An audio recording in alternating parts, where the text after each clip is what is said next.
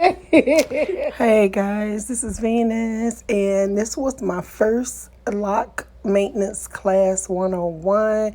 It went very well. All locks were started from beginning to finish.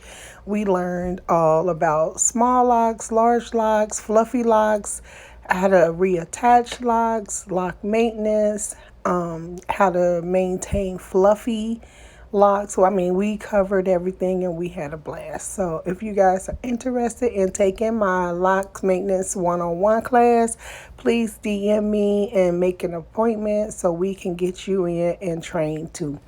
Thanks, you guys, for watching. Hope you enjoyed. Peace. Oh, we also covered wicks too, base wicks, and how to make a bigger wick if it's not all wicks aren't the same size. So we covered that also. But anyway, thanks guys.